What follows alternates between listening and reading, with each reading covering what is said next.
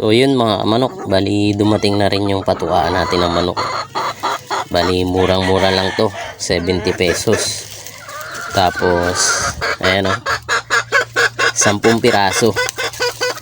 In-order natin sa ayan, Lazada. Check natin yung quality kung maganda. Bali ito, rubber na patukaan.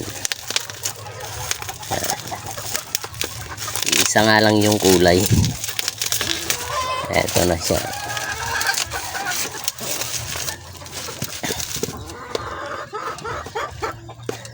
Napakasulit din pala.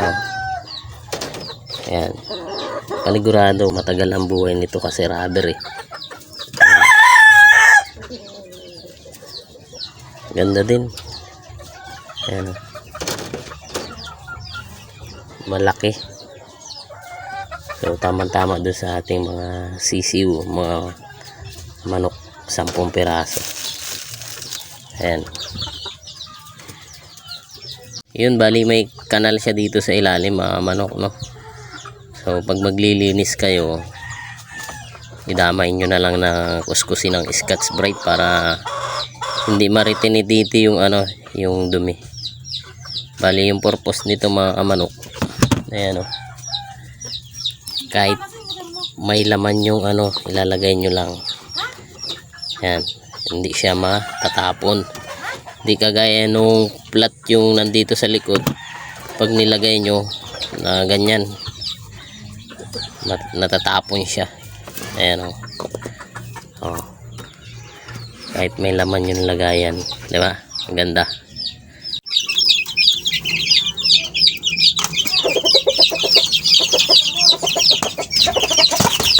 Uy, hindi yan sa'yo. Huwag kang maangas dyan.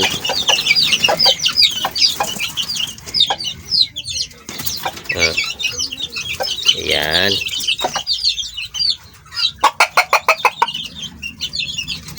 Oh, tuwan-tuwa sila sa bago nilang patukaan.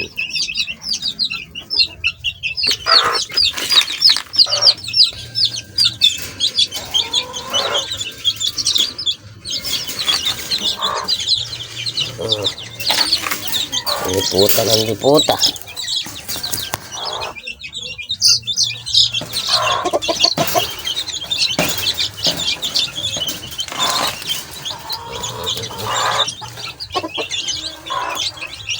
Ipot na agad. Puta.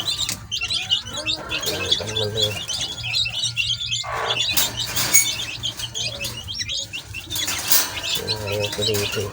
Iputan na.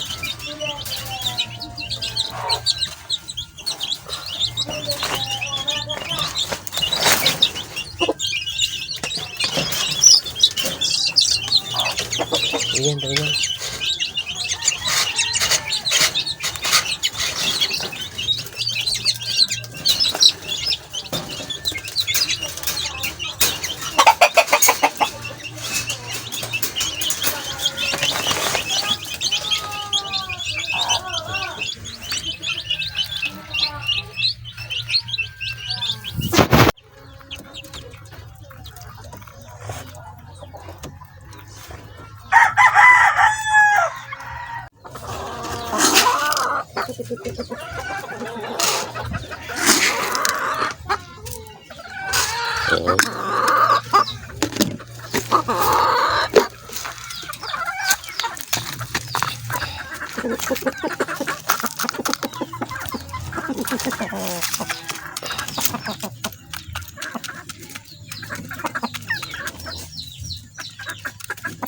Ayos na ayos sa ating mga alagang manok.